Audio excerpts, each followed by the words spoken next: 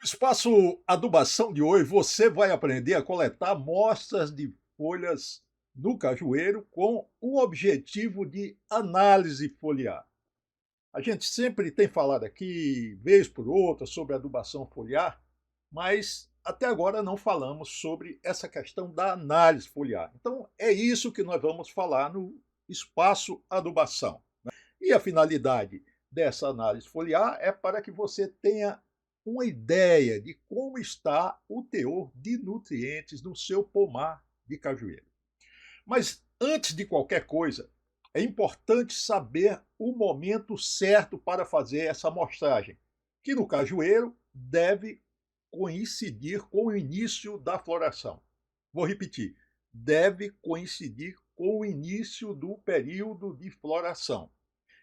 E vocês me perguntam, e por que tem que coincidir com o início de floração? Ora, porque nessa fase de vida da planta, ela já absorveu uma boa parte dos nutrientes do solo e, portanto, as folhas já estão sendo exigidas devido a transferências de reservas para a formação das flores. Mas aí você me pergunta, Vitor, e se eu fizer a coleta fora deste período? O que pode acontecer? Bom, o que pode acontecer é que as amostras de folhas que forem coletadas fora deste período podem mostrar níveis que não condizem com a realidade, né? Níveis geralmente altos, pois as folhas ainda não foram exigidas. Por outro lado, se a coleta for feita depois da fase do florescimento, podem resultar em níveis muito baixos em razão da forte demanda de nutrientes pelos frutos em estágios mais avançados. Até eu aproveito aqui para fazer uma pequena observação. A amostragem de solo para fins de fertilidade, ela deve ser feita após o período de colheita, tá? Então, terminou a colheita, aí você coleta as amostras de solo para fazer análise.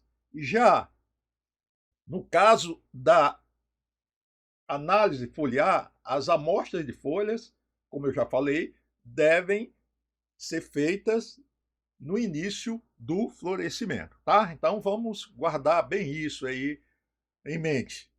Bom, e qual a quantidade de plantas a serem amostradas? O ideal é que sejam amostradas pelo menos entre 15 a 20 plantas de cajueiro representativas de cada talhão ou de cada gleba, tá? Ou de cada setor do seu pomar. Então, essa amostragem ela deve ser feita ao acaso, na área que você escolher, na área que você selecionar, conforme vemos nesta imagem que eu estou mostrando aqui.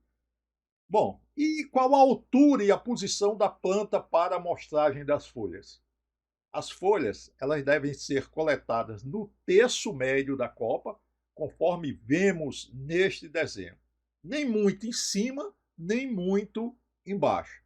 Então, deve-se coletar uma folha nas posições norte, sul, leste e oeste, o que dá um total de 4 folhas por planta. Um outro ponto que eu considero importante é o tipo de ramo a ser amostrado e a folha a ser coletada, né? Como já expliquei, devem ser coletadas folhas de ramos que apresentem inflorescências e que estejam completamente desenvolvidas, cujo crescimento, o crescimento, no caso dessa folha, já terminou, mas ela ainda não entrou em senescência, né? Ela ainda não, vamos dizer assim, parou de exercer as suas funções. Isso vai corresponder mais ou menos à quinta ou sexta folha, você contando a partir da base da inflorescência em direção à base do ramo, conforme podemos ver nesta imagem, nesse desenho. Alguns cuidados a serem observados nesta amostragem. Primeiro, não faça amostragem de folhas que contenham resíduos de produtos químicos ou que estejam cobertas com poeira.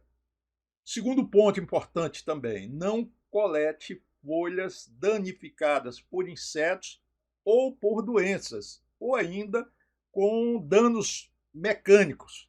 E também evite coletar folhas de ramos ladrões, os ramos chupões que nós chamamos, né?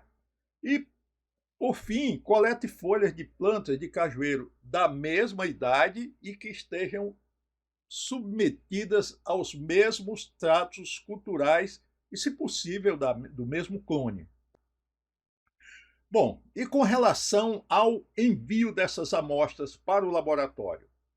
Após as coletas, as folhas devem ser postas em sacos de papel, nunca em sacos plásticos, devem ser identificadas com o nome do proprietário, o local, a idade das plantas, o clone, a data na qual elas foram coletadas e encaminhadas o mais breve possível para o laboratório mais próximo de sua região.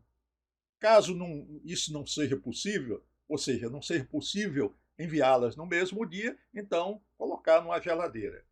Bom, e já sabem, se os resultados do laboratório apontarem alguma deficiência nutricional, a Bioadubo tem toda uma linha de produtos voltados para a agricultura, específicos para cada sintoma de deficiência, específicos para corrigir essa deficiência, seja de micro ou de macronutrientes.